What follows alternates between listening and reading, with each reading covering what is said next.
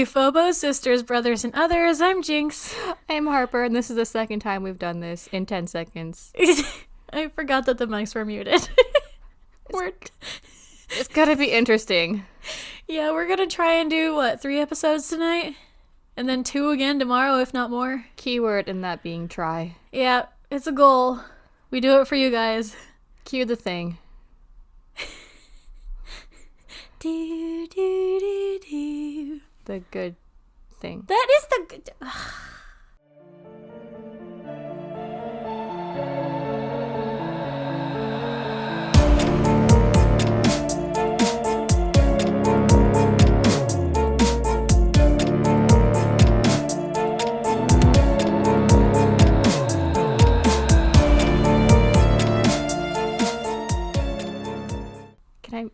I'm never good enough. I'm kidding.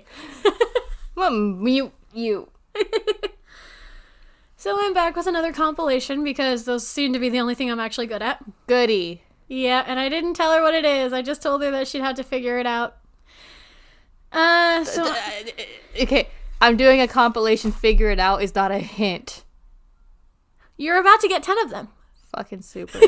I only did 10 today, guys, because... Only 10. Yeah, only 10, because normally I do like 12, but we have had such a busy week. A couple weeks, actually. We're both really exhausted. This whole week feels like one really long day. It really does. So, I mean, between sick nuggy and work and not sleeping and everything else, it's been hard for the both of us. Yeah, it's just. But hey, I mean, if we actually, get to our goal, we'll have recorded like 8 episodes in 3 weeks. So that's good. Go us. We work well under pressure. Yeah, we really do, which is odd. But we don't. Normally we don't. Yeah, so. But for you guys, we do. All right, episode 1 of tonight. I'm not going to tell you guys what it is either. You guys are probably going to figure it out from the first one. I've got a stack here. I'm going to pick a random one because that's how I do. Oh, it's one of the long ones. Oh, sorry, I hit the microphone. 13-year-old Jamie Kloss was kidnapped from her family's home. Oh my god! It's a great way to start. As soon as you said the name. Yeah, you knew it was going to be bad. She was kidnapped from her family's home in Gordon, Wisconsin in the middle of the night after an armed man wearing a ski mask and a black coat broke into her home and killed her parents. It's fucking terrifying. I know, right? Absolutely lovely. These are people who are held hostage, isn't it? No. No, but I should do one like that. Thank you. And you're not going to know when to do it. I need to stop saying things. You really do, because whenever you say things that intrigue me, you get yourself in trouble. I do. I really do. Her father was killed when he answered the door to the murderer. Never answered the door. I know, right? People know that if they're going to come over to my house, they need to text me. Yeah. So I know. Her mother was killed after the murderer shot his way into the locked bathroom that Jamie and her mother were hiding in. After taking Jamie, he drove literally 20 seconds before pulling off to the side of the road and shutting off the car in an attempt to hide from the police responding to her mother's 911 call. A massive search was called for Jamie and a reward was set for 88 days. Oh my god. Jamie was held only an hour away from her hometown by Jake Thomas Patterson. Patterson forced Jamie to sleep in his bed and to hide under it when he had guests. So this motherfucker went on living his normal life. Oh, ew. Yeah. Well, his 13-year-old literal fetus. She is a fetus. If you're below the age of 30, you're an infant to me. Is me. I'm infant. You is infant. Love you, big sister. So one day, Patterson left to run some errands, and Jamie was finally able to escape. She found one of Patterson's neighbors walking her dog and approached her to ask for help. Luckily, the neighbor recognized her from the news and got her to the authorities. When approached by police, Patterson admitted to taking her, but he said he saw Jamie getting off the bus one day and decided he wanted to take her instead of... Oh, okay. Instead of, kidnapping her from her home. You saw her on the bus? You saw her on the bus? Okay. Yeah. Jamie now lives with her aunt and was given the $25,000 reward money for rescuing herself. All right. You get it, girl. Patterson is now serving 2 consecutive life sentences for the murder of her parents, as well as another 40 years for Jamie's kidnapping. You have any idea as to what it is? Does it involve children? Some. Then no. It's not people who were held hostage. Nope. It's not children. No. All right, let me read the second one. Okay. Kim Lahl was a 30-year-old journalist who had disappeared in 2017 while on board the UC-3 Nautilus submarine. She was on the sub interviewing a man named Madsen. She was only supposed to be on the sub for 2 hours, but was reported missing when the ship failed to dock later that day. It was found sunken the next day. Peter Madsen, the one she was interviewing, was rescued from the ship and then arrested for Wall's murder.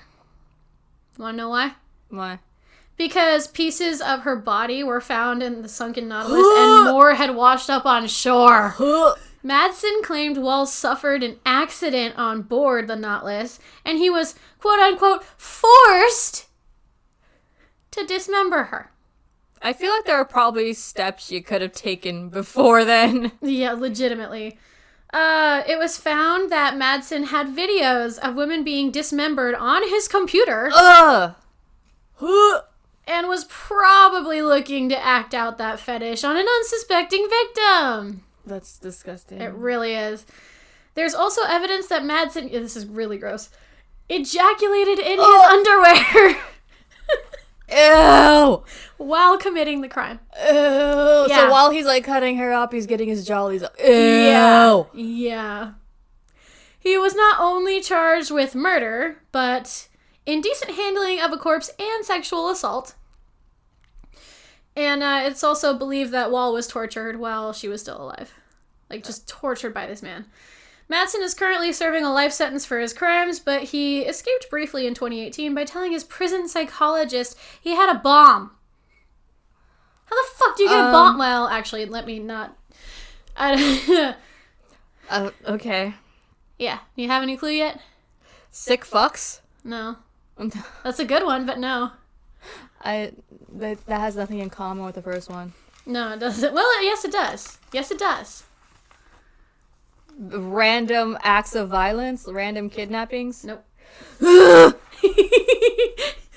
think from now on, I'm just not going to tell her what compilation I'm doing until, like, I'll tell her if she gets it right. But, alright. 20-year-old University of Iowa psychology major Molly Tibbetts. Oh my god! Yeah. Was home for the summer in Brooklyn, Iowa, July 18th, 2018, when she decided to go for what was the last jog of her life. Oh my god, I remember this case. Yeah, I just did a little small snippet on this one. Uh-huh. Some of them are longer and some of them are shorter, which is true to me, because, duh. Attention span. Yeah, I have a very short attention span. That's probably why I'm better It's kind of with adorable. You're compilations. kind of like a ferret.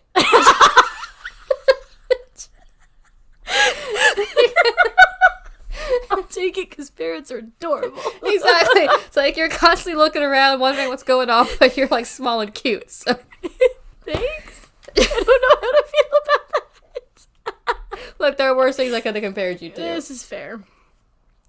Yeah, my attention span, if you guys haven't noticed, is all over the fucking place. Is not very consistent. Yeah, no. I will tell a story, go from A to Z, and forget to get to point B. So Yeah, sometimes you need directions to get to your point. I really do. So yeah. Anyway, back to Molly. See? Yeah. Case in point. She disappeared that day, never returning home, and her family reported her missing the next day. Her boyfriend was the last one to hear from her as she sent him a Snapchat before her jog. But he was confirmed to be 2 hours away at work when she disappeared, so he was cleared. Her case was highly publicized, creating a lot of public interest. Police were able to find CCTV footage of a Chevy Malibu driving by Molly several times during her last run, so police brought the driver in for questioning. Suspect was 24-year-old I don't care. Christian Bahina Rivera. Guys with 3 names. Yeah, never good. Oh, that's not a theme? No. Oh! I just made that connection, but no. Crimes. Wait, the last guy had 2. I want to pay attention to their names. I don't care. Crimes in the last 10 years. No. Spur of the moment crimes. No. She's dying right now and I love it. It's okay, I'm gonna kill you more later. Crimes against females. No. What? It's not just females. What? They're being raped and dismembered and kidnapped. You know, girl stuff. Do cocaine about it. Do cocaine about it. No. What is cocaine? No. He admitted to kidnapping and murdering Molly before leading police to her body. He pled not guilty to first-degree murder. But the case went to trial because he pled not guilty. And, they were like, no, this bitch is guilty. So he got a life sentence in prison without the possibility of parole. Guys who lie. I mean, that's accurate for all 3, but no. If I was doing guys who lie, this would be a lot longer than 10. Yeah. I could go through just my life alone and have more than 10. Shit. All right, another random one. Let's go with this one. See, here's a dude. Jimmy Hoffa. People who randomly went missing. Kind of. People who suddenly went missing. Kind of. People who suddenly disappeared. Kind of. Fuck! Mysterious disappearances. Jesus Christ. Thank you! She was going a little stir crazy. I had to tell her. We are literally 12 minutes in. You could not wait 15 minutes. No. All right. Jimmy Hoffa. One of the most influential American labor leaders of the 20th century was James Riddle Hoffa. Yeah, James Riddle. I was dying a little bit. James and Tom Riddle. Yeah. Riddle. Yeah. I'm caught up now. I'm a Potterhead. Are you okay? I'm being full on Hufflepuff right now. No, you're just being a tired Ravenclaw. Look, if you defeat a tired me, what have you won? Literally nothing. Nothing. The only thing you've won is a nap. Yeah, pretty much. Like, thank God this is over. Right. All right. July 30th, 1975, he disappeared from Detroit, Michigan, never to be heard from or seen again. Jimmy was born in 1913 to a poor coal miner in Indiana. He was charismatic and proved to be a natural-born leader at a young age. When he worked for a grocery chain in Detroit. I mean... That's fair. When he worked for a grocery chain in Detroit, he organized a labor strike, gaining the attention of the Teamsters Union. Don't know. Yeah, it's a union. Yeah. Call the Teamsters. Yep, there you go. He quickly rose through the ranks, and in 1957, he took over, becoming president of the union. He was a savvy political playmaker and a tireless advocate for the downtrodden. He was extremely popular within his own ranks and beyond. To infinity and beyond. Sorry, I'm tired. Anyway. We just went from fucking murder to Harry Potter to Toy Story. We went murder, Harry Potter, murder, Toy Story. That sounds about right, yeah. Yeah. So it sounds like a Tuesday. Just a typical Tuesday night for the Macabre sisters. It's a problem. We have many problems. This is not news. This is true. No. Batman. No, that's Sorry, same no. Who's trying to find my place? Trying to find my place in this world. Turns out it's a dumpster. So he sounds like a pretty good guy. You know, he's got all this going for him. You know, super cool, super whatever, super charismatic. But he had whatever. enemies. Well, he did fight for the people who couldn't fight for themselves and won a lot. Like, he won most of the time. But he also had a pretty rough side. During his tenure, Teamster leaders worked with the mafia. Oh, okay, that took a turn. Yeah, in racketeering, extortion, and embezzlement. Better do mafia about it. Yeah. Jimmy had close relations with high-ranking mobsters and was investigated by the government all throughout the 1960s. He was first convicted of obstruction of justice, and later he got caught in an attempted bribery, so he was trying to bribe his way out of prison, and I'm assuming, because I couldn't find a whole lot on that, but I also didn't look too hard, to be completely honest with you. I was gonna say, did you look? I did look, but I didn't look hard. I perused. I skimmed. Look, we all know by now I'm a lazy motherfucker who has a hard time researching shit. Unless it's interesting to me, like those haunted places. I was like, oh, yes. Meanwhile, I was like, no. Yeah, it's okay. Anyway. He started his 13-year prison sentence March 1967. Richard Nixon actually commuted his sentence in 1971, and he got right back to business with the Teamsters and started writing his autobiography. Yeah. I'm going to kill them. Yeah. Her neighbors are so fucking loud. And when it's just me here, I don't really care, but I have a sick, sleeping child. Who didn't sleep at all yesterday. Oh my god, I'm so tired. Of course, plans were stopped when he disappeared. He was last seen in the parking lot of a restaurant not far from the grocery chain where he actually got his start. Many have speculated his disappearance was due to a mafia hit, but no evidence of that was ever found. His body has never been found, and he was declared dead in 1982. I think he faked his own death. You think he faked his own death? Yes. Fair. That wouldn't surprise me any. I mean, he had the resources. Yeah, he had the resources, the connections, everything. He had the fucking mafia. He knew how to get shit done. I think he faked his own death. I was like, bye! Yeah, but my one question is, like, why do it when he was writing his own autobiography? To make it throw off the scent. Fair. Maybe he just got bored. Maybe he's like, I'm actually pretty fucking boring. Ooh, this one's actually interesting. You've probably heard of this. November 1872, Captain Benjamin Briggs, his wife Sarah, their 2-year-old daughter Sophia, and a crew of 7 set sail from New York Harbor on the brigantine Mary Celeste, bound for Genoa, Italy. I like Genoa salami. I've never had it. Fucking good. Okay. Well, take your word for it. I'm hungry. You should have told me to save you some pizza. I already had 3 slices. Nuggy only ate 1? Shit. I don't... Whatever. She had 2. I had 2. Whatever. It's fine. December 4th, about 600 miles west of Portugal, the helmsman of the merchant ship De Gratia saw something strange through his spyglass. A vessel with slightly torn sails that seemed to be careening out of control. Go ship. Da-na-na-na. De Gratia's captain, David Reed Morehouse, it's actually Morehouse, was able to immediately identify the ship as the Mary Celeste because she saw the name? Well, no, interestingly enough, David and Benjamin were old friends and had even dined together shortly before their respective departures, so he knew his boat. Okay. Mm-hmm. A crew from the De Gratia boarded the Mary Celeste and found that almost everything was still accounted for. Almost everything was still there. The only things missing was, the only lifeboat and, the people. Oh, just that. Yeah. Some speculate that pirates kidnapped them, while others say a sudden waterspout washed them away.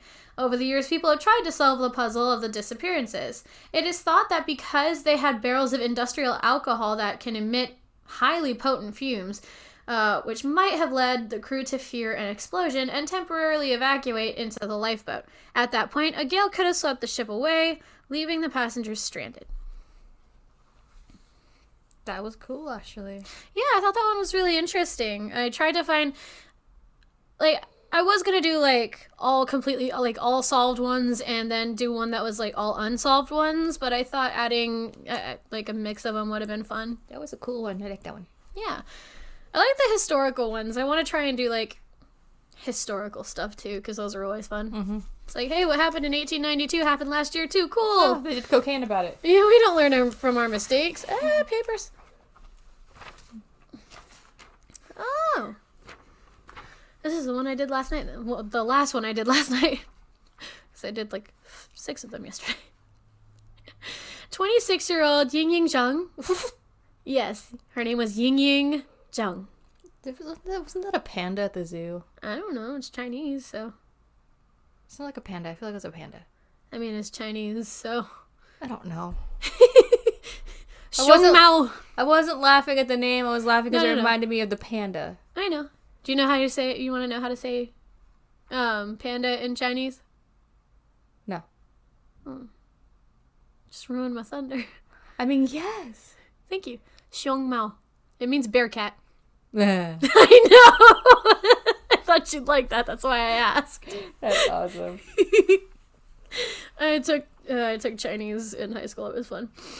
All right. So, 26-year-old Ying Zheng was a graduate student from China who was visiting the University of Illinois. June 9th, 2017, she was supposed to take a bus from campus to an apartment she was looking at. She got on the first bus but missed the bus she needed to transfer to. CCTV footage shows her at the second bus stop waiting, but is then seen getting into a black Saturn Astra. Ooh, Shut up. no. Shut up. No. Shut up. No.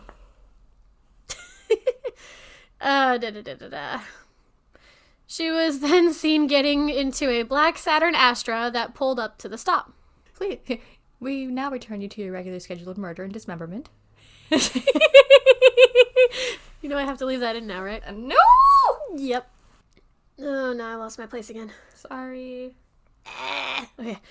1:39 p.m., she sent the apartment's leasing agent a message saying she was running late and would be there at 2:10 p.m. That's a very specific number. Yeah. So she was like, I'm going to be there. I'm just a little late. This is how far away I am. Just a couple minutes, right? She never arrived, however, and was reported missing that night. June 17th of the same year, so just a couple days later, like 8 days later, Zheng's father, aunt, and fiance arrived in Illinois to aid in the search. The hell's my woman? Yeah, well, it's actually really, it's like exceedingly sad that her fiance planned to marry her in the fall. Oh. Yeah, so they were getting married like relatively quickly, and yeah. Oh, poor babies. I know, sad heart. I don't have a heart, but sad Stop heart. giving me feels. Hey, you know what? I don't give you the most feels. Fair. A $50,000 reward was offered for any information on the case.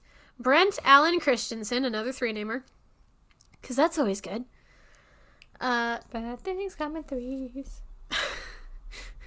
But three's a magic number.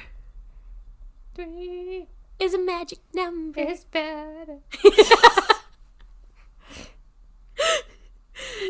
He was a former university grad student, and he confessed to luring Zheng into his car at the bus stop. He promised to give her a ride, but instead, he took her to his house, where he raped and choked her, eventually beating her to death with a baseball bat. I feel like that's excessive. There were other things he could have done. Like not any any of of that. Why would we do that? Like literally not any of that. Yeah.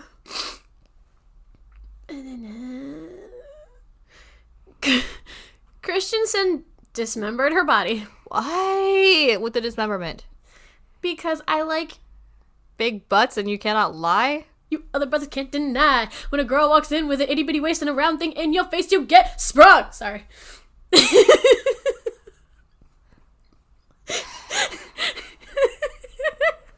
That is the face of sheer disappointment. She won't even look at me. Sorry, I just knocked on my microphone. The hard knock mic. For us. You're really fucking tired. We lost every listener we ever had. Yeah, including probably. myself. Yeah, probably. So after he dismembered her body, he spread the parts across several dumpsters. Because... Because. Mm-hmm. But unfortunately, her body was unable to be recovered. Because several different dumpsters and stuff like that. Mm-hmm. Christensen, get this, lived with his wife, who was often, traveling, so she wasn't around a lot. And he also had a girlfriend. And went and raped this girl. So he's a piece of shit. Absolutely. But the girlfriend agreed to wear a wire, assuming that her boyfriend was completely innocent. Fortunately for us, the audio recorded was enough to lead to his arrest. I'm not even kidding you. This is so stupid. On the tape, he straight up admitted to her that he was a serial killer and said Jung was his 13th victim. But police don't really believe he's committed that many murders, but still. I bet the girlfriend was like, okay, bye-bye. Yeah. I gotta go do something over there. Yeah. Oh my god. It's so fucking stupid. I mean, I'm glad he was that stupid. Well, but yeah, still. same, but... Oh my god. Crap. Yeah, I think we only have like 4 left, so you're almost done. And then you get 5. No, 1, 2, 3, 4. Okay, 4. Okay, cool. Yay. I can count! Sometimes. I can count. Okay. This one's a kind of shorter one.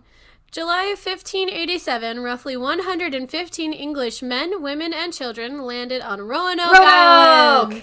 Yeah. I knew that was coming. I knew it. Once I said disappearances, you're like, oh, I know what's going to be there. Croatoan.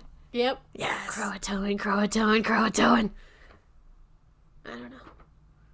I mean, It's not like Beetlejuice? no. Oh. Or Beetlejuice. That didn't work either. if it did, I'd be gone.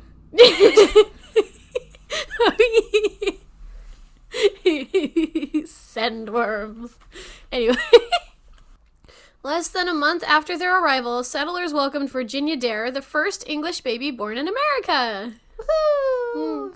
Tensions rose between the colonists and local tribes, and the town's governor, John White, because of fucking course it was John White. 1587. I'd laugh more if it was John Smith. Fair. Who was also Virginia's grandfather, set sail for England to find help as well as supplies. When he returned 3 years later, the town was completely deserted. I mean, if you need supplies that bad, 3 years is probably a little bit long to wait. Yeah, pretty Like, much. I kind of needed that penicillin a while ago, but thanks. I needed that penicillin yesterday, and I did cocaine about it, but it just did not yeah, work. so thanks. All of its inhabitants All of its inhabitants had vanished.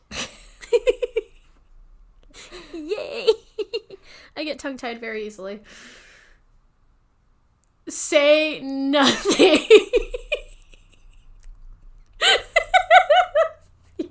Just like to point out that I did in fact say nothing. Your face. You looked at me. You looked at me in that tone of look. I talked to you in that tone of face. Yes.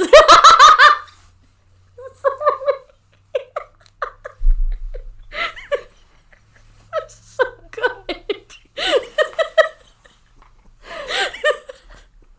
I'm sorry.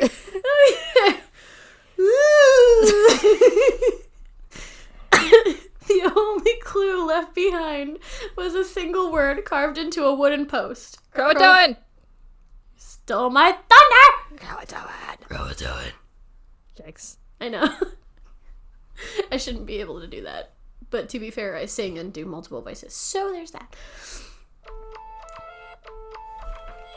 Goodness! Somebody want to talk to you. Okay. That was the name of the local Native American tribe. This message has led scholars to believe that the Croatoan either killed or kidnapped the colonists, while others think they assimilated and intermarried with the Croatoan or other Native American tribes and moved further inland. I think it was that one because there would have been signs if there was like a mass execution. Well, yeah, but if they were kidnapped and taken farther away... There still would have been signs, like... fair. Another theory says Spanish troops wiped out the settlement as they had done to the French colony of Fort Caroline earlier in the century, but obviously no evidence has been found, so we can only speculate as to what happened. They went and got married. They went and got spooked. In the good sense, not the bad. Yeah. Alrighty, 3 more. Oh, this one's kind of short. Journalist writing for the Washington Post, Jamal Ahmed Khashoggi, lived in Turkey. I know this one too. Do you? Yeah. Fair. He would write excerpts of his homeland, Saudi Arabia, for the Washington Post. October 2nd, 2018, Khashoggi went home to attend the Saudi consulate in Istanbul to get the paperwork for his upcoming wedding in order. Istanbul, Constantinople. My God! I haven't heard that song in so long! Sorry. I haven't heard that song since I was literally in middle school when my freaking history teacher played it. That's the only song, and that's the only part of it I know. Same. CCTV footage shows him entering the building, but not exiting. And he was never seen again. Dun, dun, dun. I don't fucking know. I went dramatic theme music, you went fucking circus. No, I think I went closer to, like, Undertale. Never mind. Uh-huh. You're like, whatever. I don't know. Somebody will tell me if I'm wrong. Which is fine. I can totally be wrong. I was just like... That's what's going on in my head right now. I thought that was... That might be Nate Wants to Battle. Fuck if I know. Anyway. Nerd. November 2018, the CIA reported that the Crown Prince of Saudi Arabia, Mohammed bin Salman... Salman? Sure. Salmon? I don't fucking know. Sure, because I speak... Yeah. Yeah, I don't speak Arabian, so sorry. Ordered Jamal assassinated. It is believed Khashoggi was, quote, ambushed, suffocated, and dismembered. Why did you pick so many dismemberments? What the hell? I like the thought of people being cut up. The sad part is I don't even know if that was a joke or not. And you never will. Okay. By no less than 15 trained assassins. I feel like that's a lot if they're trained. It probably shouldn't take 15 if they're trained well. Excessive. Yeah. They also believe that pieces were thrown into acid and dissolved. The olive oil. I know. I'm just thinking the same thing. Oh, so the United Nations holds Saudi Arabia at fault for his death. They did nothing about it. What could you do? It was the Crown Prince. What could you do? I don't know. You can waggle a finger or something. Shame. Yeah. 2 more. Choose the bottom one because it's shorter, and then I'll do the long one. Alright, YouTuber by the name of Etika, aka 29-year-old Desmond Amofa, disappeared shortly after posting his video titled, I'm Sorry. That's ominous. Right? Well, in this video, Desmond spoke of the struggles he had with mental health and was apologizing to all those he felt he had hurt or wronged when he had pushed them away. That's really sad. I know. I'm sad now. I know. Well, some of his belongings, money, ID, his Nintendo Switch, and his phone were found in a bag on the Manhattan Bridge. I can't even make a joke about this. No, you can't. There's nothing to make a joke. This is depressing. Yep. Do cocaine about it. Unfortunately... I might have to. Let's not. Unfortunately, 5 days after the bag was found, his body was found in the East River in New York City. Oh my god, poor baby. Investigators believe he had committed suicide by jumping off the bridge as there's no other proof around. Like, nothing else was found. Yeah, so that's really hard. Poor guy. I don't know if y'all can hear that, but the cicadas just got real loud. Their thing. They're singing! Let me play you the song of my people.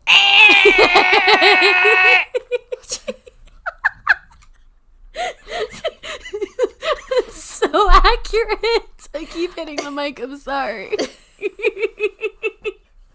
We're in a different setup because, again, we're at Harper's because baby.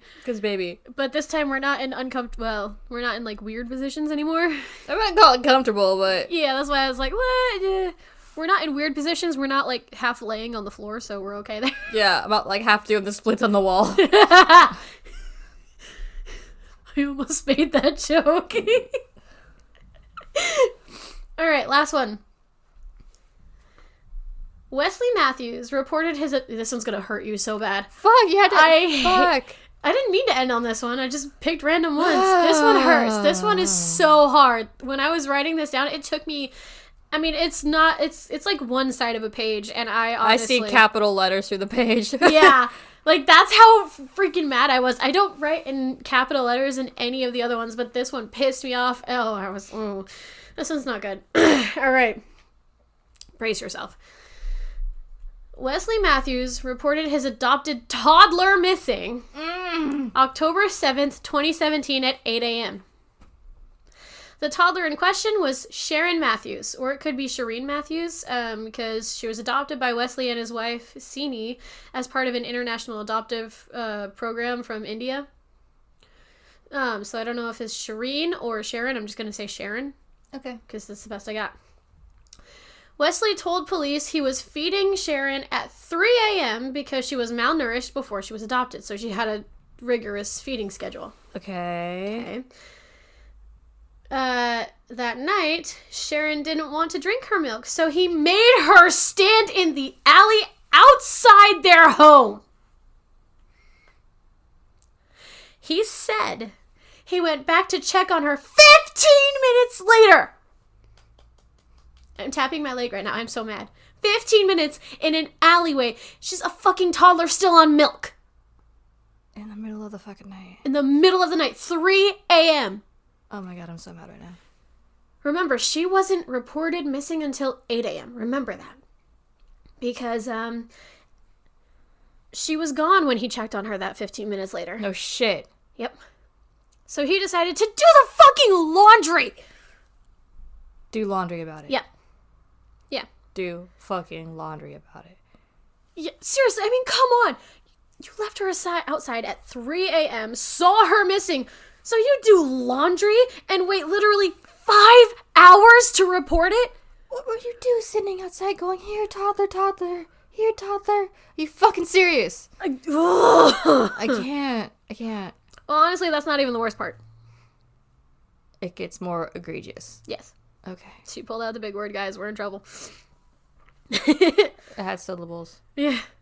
October 22nd, 2017, Sharon's body was found in a culvert near the Matthews home. Mm-hmm.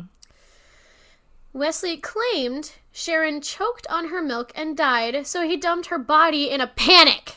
So he's changing his story. Mm-hmm. Sharon did have a history of hospitalizations and injuries consistent with, guess what? Abuse. He was beating this fucking toddler.